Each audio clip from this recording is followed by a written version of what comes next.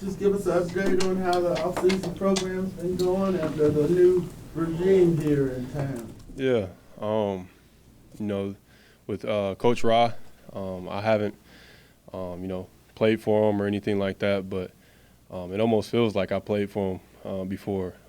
With him coming in and, setting the atmosphere for, what we want to be, as a team, and the way he's explaining everything, how he wants us to be football players, he wants us to be complete men, just overall, all around great people in this building. So I think it's really good that you have the top of the top speaking about not just football, but being great people, and I think that can go a long way with us having success this year.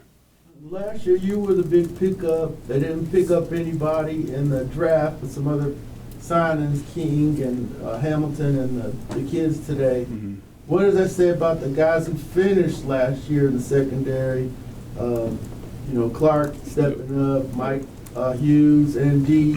How did they finish up, and how does it look back there moving forward? Yeah, I thought, last year, those guys, they did a really good job. They were almost thrown in the fire at times, and I thought they responded really well. But this is a new year, and that's something that no matter if you're a practice squad player, no matter if you're a Pro Bowl player, this is a new year, and you got to reset goals. You got to kind of humble yourself all over again, and don't forget the dog that you got in you. But you got to hit that reset button, and some people are going to come in, some people are going to get drafted, and that's part of this business that we're in. So there's no question about what Terry and those guys got going upstairs. I truly believe in everything that they're doing is going to continue to build this thing the right way. So. Obviously, you go through a coaching change and you never know kind of what's going to shake out with it, but the fact that Jerry Gray was retained, how much does that matter to the secondary in terms of the continuity that you're talking about? Yeah, it's always good to have somebody familiar face, especially with a guy like Coach OG, we call him OG, Coach Gray, Coach Jerry, whatever you want to call him. Just having him in there and him explaining everything, and the coverages don't change much. It's more terminology and stuff like that. So having him, this is like what we played last year, describing what's different than what we did last year. So, Coach Hood is in there with, OG and Lance as well, Coach Lance. So we got a good group. Excited to, continue to be a leader in that group and also in the defense. Jessie, you trust the process and what the guys are doing upstairs, but how does a veteran like yourself react to when the first pick goes to a backup and it's not helping them out? Yeah, that's a question that, you as a player, you're like, hey, I'm here to play football, and Terry brought me here, and I truly believe that everything that he does is to help this team. There's going to be a lot of questions about, why we made that pick, but as a leader, I have to be the guy that, hey, this is the vision. This is what we're going with, and I can do all I can to make sure I do my part, and the same for the other guys. Grady looks like he's on track to be back from his injury on Yamada as well. Half of the picks, or nearly half the picks this year, were defensive tackles. Mm-hmm. Thoughts on that beef up front? What do you envision that doing to the defense this year? Yeah, there's always good to have, Grady and David. Those guys have played at a very high level in this league, and when you have that, there's another piece of it where you have to bring in younger guys and teach those guys how to work. And I feel like Grady and David, those are two perfect people that those guys, when they get here in 2 weeks, they'll be able to, latch on to them like they're their big brother, little brother, and learn a lot, not just about football, like I said, but as being a professional, being a grown man. Like I said, people tend to get scared when, new guys come in and there's some competition there, but that tends to breed, some success and some type of competition within our group. So at the end of the day, You know, there's going to be 90 people on this roster, and we're all going to be having that mindset, getting better as one another, as our team. But you're also, you know, preparing for 31 other teams that are watching you, and you know, that's what we're trying to build here. Is just be solid, just be you know, a great football player, and then if your opportunity is here, it'll be here. If not, you know, good luck. You know, elsewhere, wherever you are. But it's just about becoming a better person, better player this offseason. Jessie, what was your initial reaction when you saw Penix at 8? Yeah, my phone was buzzing like I got drafted again. But you know, it wasn't very surprising to me. I knew what type of player he is. Being from Indiana, I kind of had an idea who he was, and you know, I think he had a couple almost upsets against Ohio State, and I just, you know, watch, you know, football, and I can tell that he has a knack, and you know, the NFL likes to come out with these cool quotes and stuff like that. I think he'll bring a lot to this locker room that, like we said, he may not be playing, you know, the first couple years, but just having that competitive nature in the locker room, whether it's Kirk Cousins, whether it's the practice squad player, whether it's me, whether it's a Pro Bowl guy, whatever it is, we're going to compete and get each other better. Terry and Rob made the comment that when it came to taking Michael at number 8, that they did so and they felt such conviction in it because they felt like the team that they currently have right now, already rostered, could go out and be not only competitive, but could go out and win a lot of games, and they didn't think that they were going to be in the position to draft a quarterback in the future. When you hear that, what confidence does that give you in, one, the leadership, but also the guys around you? Yeah, it says, like I said, it says a lot about the guys and what we put on tape last year and years prior to that. You know, it's good. It's a good feeling when you know, you got guys in the locker room that's really bought into what we're preaching from upstairs all the way to downstairs. It doesn't really matter. I mean, there's going to be people that comes in. You know, there's going to be new faces that come in, and the goal is the goal, and that's for us to win the South and, you know, get to the playoffs and get this thing back on track. So. Did Terry meet with the team to just talk about the rationale behind the Penix pick? No, he did not. There has not been anything said about that. I don't think there should be anything said about it. You know, this is the league that we play in. This is what happens. That's why there's a draft to bring in new players. You know, it's uncomfortable conversations, obviously, but you know, it's part of what we do, not as just football players, but life as well. Jimmy said he wanted to be multiple, like most defensive coordinators, but he also said he liked the 3-4 base. Your thoughts on that and being able to maybe be more in a 3-4 this year? Yeah, it's something that I've, you know, haven't been around in the 3-4 kind of front, but it's a great mix-up. I think it's everything almost looks the same. It's very challenging playing against, you know, offenses don't like that 5-up look. But, you know, I can't say too much. We'll install, and you guys will see it 2024 what our defense will be and our team as well.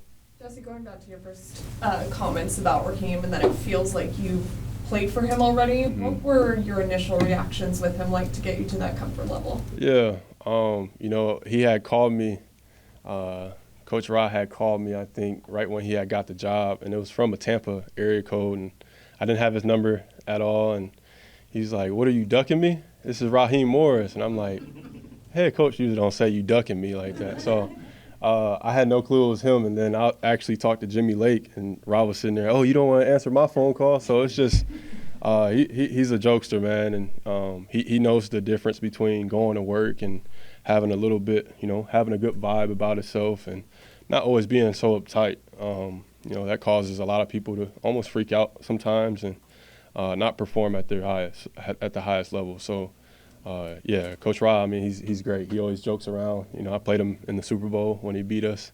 He talks about he called a great game as a defensive coordinator.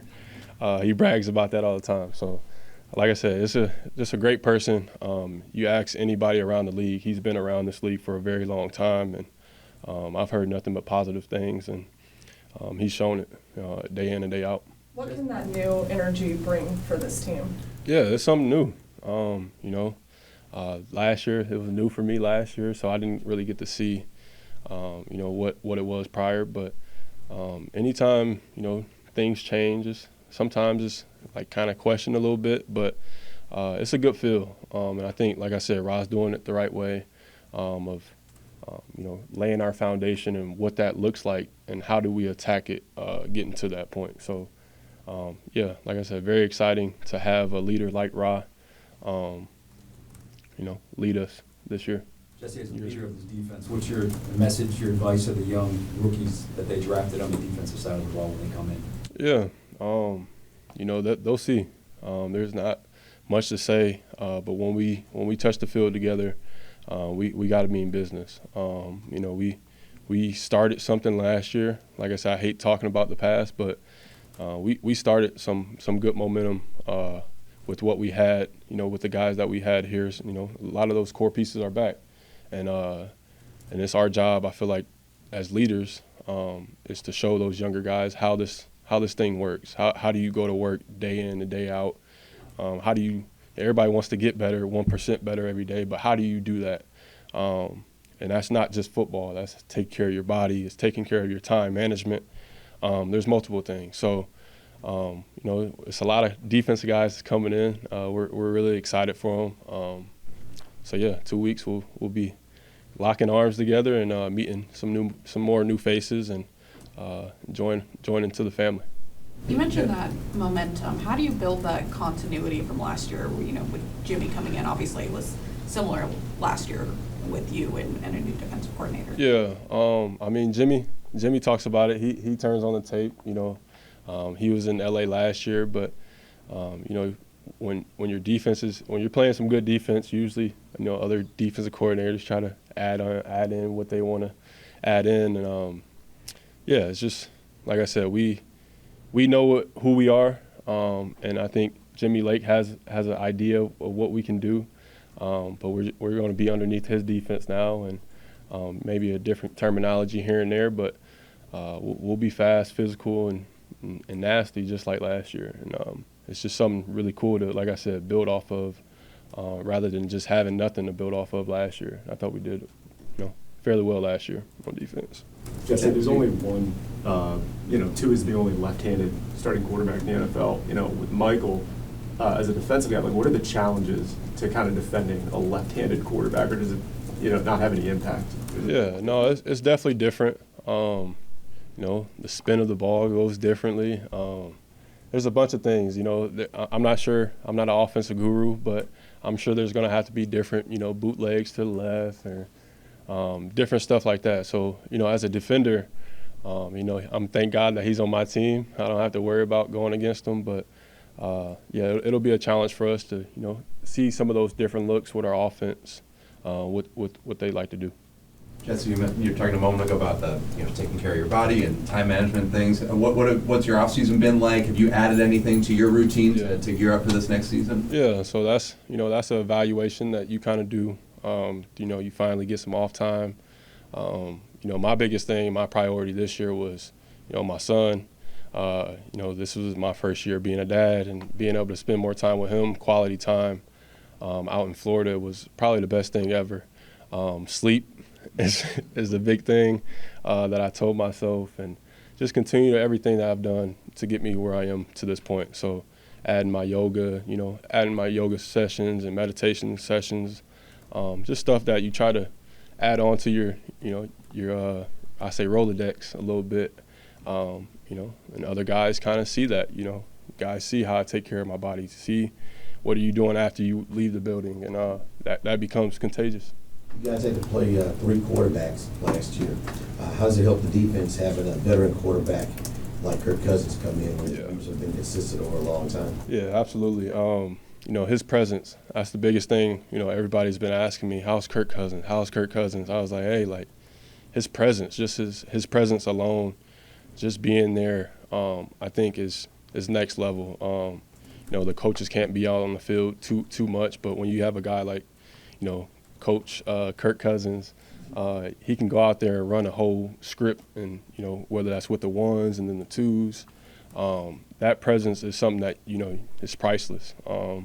that a lot of people, you can't just have Penix come in here and he can just run all the jog throughs and the walk throughs. And Kirk's done that for 10 plus years, and he's comfortable in doing that, and he knows what that looks like. So, like I said, it'll be good for not just Kirk and our offense, but for a whole entire defense, our whole team, to see how he operates in the building. And like I said, that's going to breed a lot of wins, a lot of success in this building. So.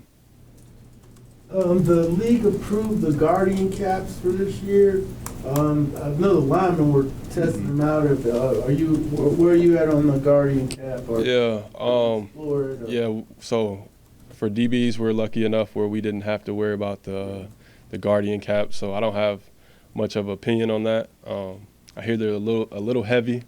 Yeah, a little heavy, and they could fly off or whatever. But this is a physical game that we signed up for. I know we're trying to, make it as safe as possible. But, I mean, at the end of the day, you're going to hit your head a couple times, and that's part of this game. Anything else? That's a no or maybe or. Yeah, I kind of like the clean helmet. We're talking about adding another helmet and stuff. No, we gotta see the new helmets and stuff. So. Okay. For now, it's a no. You might check it out. Yeah, I say it's a no. All right. Appreciate y'all. Hey, Chris, how's the off-season program been going for you guys? And you all got to keep Coach led, but got a new leader at the top also. It's been really exciting. It's so fun being back with everybody. Very fortunate that a lot of our guys are in our room are coming back, and so kind of just being able to connect with everybody was really nice. You miss your friends after a while, so it's kind of nice to be back and get back to work, and the energy's been fantastic. And then just everybody's working so hard, and it's a great environment to be in. And where are you at with the Guardian cap as a union rep and then as a player? Oh man, I got like the worst photo of me ever that all those people keep using of me just tired in the middle of practice. But so we got to get a new one of that. But I think the improvements that the Guardian cap made last year in terms of not like the first year would really ride up, and then I felt like in camp and stuff it was a lot better the second year, and I think the injury statistics really prove its effectiveness. I enjoy it for in season, but I won't be wearing it in games unless it's mandated. But I really in practice, I guess can't argue with the statistics. Do you expect many people to wear it in game, or do you expect it to be pretty low on that? I think it'll be pretty low. I think every guy makes their own decisions, which is great, and there's so many different equipment things that guys do. I think like the Q collar is one of those things that guys wear as a preventative measure. There's different things, but I don't want to speak for everybody, but I don't think so. You talk about feeling very fortunate that there was so much continuity from not only Led and Sean, but the players and the guys around you on this offensive line. This is a position that this doesn't necessarily happen very often. When it comes to feeling how fortunate you are to have that, is it a sense where you kind of look at y'all can start faster, and what does that look like for you guys? Yeah, I think just the simplest things of like, you strip everything down every single year, right? And you want to make sure your foundation's good going forward. But a lot of the times we're not wasting time to explain a drill. Like Led has a drill, we do the drill. As players who have been in the system, we understand the emphasis of the drill, what we're actually trying to work, what are we trying to accomplish in every single thing that we do. And we have that across the board. And then just in terms of, working with people, everybody knows what everybody's best looks like, or like kind of push themselves and like, hey, if something's not up to 100%, like you can kind of talk with them and like kind of see different things. And also we built those relationships where it's like, I'm constantly asking for feedback. So I ask the guys like, did you see something here? And they know the way that I play and I know the way that they play. And so it's like really, really such a great resource, and like really extremely fortunate for the culture that we have in our room, and I'm so lucky and thankful to be a part of it because, there's I forget 13 or 14 guys right now, but we're all pushing in the same direction, helping each other. Chris, Jessie called Kirk Coach Cousins on the field right now. Mhm. Just, obviously, he is who he is. What's your interaction been like with him, and how's that relationship, that bonding, that trust evolving?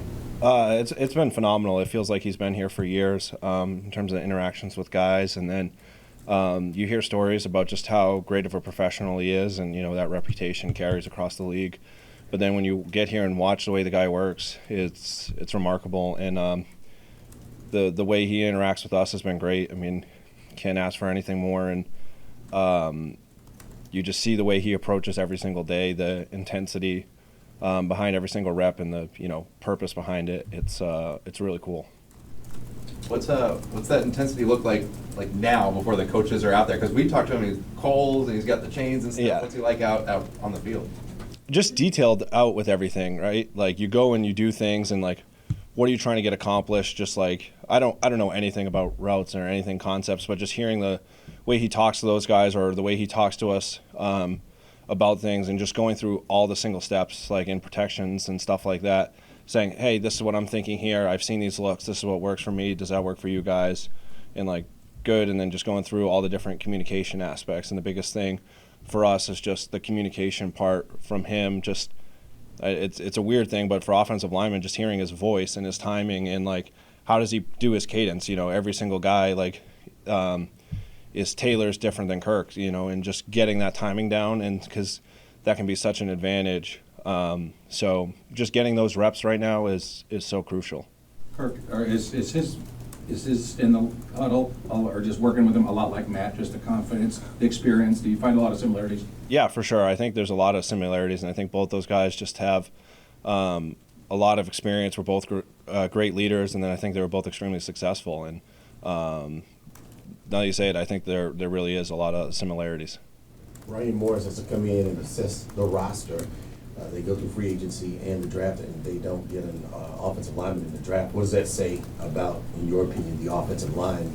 I think you read it before. They could always add something later, but as of recently, they haven't added anything in the draft. I think we just got to go out there and earn it every single day, and I think that's the mentality of everybody in our room. Not riding the highs and lows of everything, and then just staying present in the moment and just trying to get better every single day. And really just like, you never want to rest on what you've done previously, because then, your work doesn't really translate and doesn't show. And so I think just the mindset that we have every single day is to push ourselves, and what we did last year as a unit or what we've done previously isn't good enough, and then just keep building on everything. And then like what we were saying earlier, is just like when you have all those guys that have come back, everybody knows kind of what the standards in our room are. And so then you're able to kind of build upon those, and we get to push ourselves instead of, I guess, trying to stay the same. Chris, what changes in approach when you're going from a quarterback room that was a little bit mobile, had design runs, to now having a guy back there that's coming off an Achilles injury, and then one that has a pretty extensive knee injury history as well? Yeah, I mean, I don't worry ever about like the injury aspects of other guys, but the a part of it is just the depth of the pocket, and just understanding where that is. Is that at 8 yards? Is that at 9 yards? Is that 10 yards? And then just like understanding the where, if it like a play action pass, like where is the quarterback setting up? Because just in your brain, you know like, okay, I get to this point, the defensive lineman is seeing this, they're probably going to counter back. Or if it's if it's at 7 or 8 yards, I have to be more aggressive, because there's a shorter distance to the quarterback, where if it's deeper, you can kind of go back a little bit. So just like small things like that, just where the ball is getting out is always important, and that's things to learn kind of in this point, and then those reps, so you just know where to set. What was your reaction to seeing Michael at 8? I'm just really excited for him, and really excited for all the guys that we're bringing in. Terry does a phenomenal job, and really the entire scouts and staff and every guy they bring in here is just incredible high character, hard working, and then just fortunate to have those guys. I think they're coming in like 2 weeks, and it's going to be really exciting to get them in the program and get going. When Jesse was just in here, he said his phone was blowing up so much on that first day, kind of like he was getting drafted again. I'm curious if that was the same scenario for you after Penix comes off the board. Is your phone lighting up like crazy? Yeah, I think that happens to most of the guys anytime, anything. Like, I get so much information off of Twitter just as a fan like everybody else. Yeah, a little bit just of, I think really my family's just really excited for the draft and everything. So regardless who was getting drafted, I was going to get texted, but really excited for Michael. Couple more guys. I'm curious, you're one of a coalition of guys who was here when Rob was here a few years back. Mm-hmm. How do you see him, how have you seen him kind of evolve in himself from that time to now being not just an interim, not in COVID protocols, all that kind of stuff, but truly leading this organization? Yeah, he's phenomenal. The energy that coach brings every single day is like, it's amazing. He's fun to be around, and then just the mindset of attacking every single day.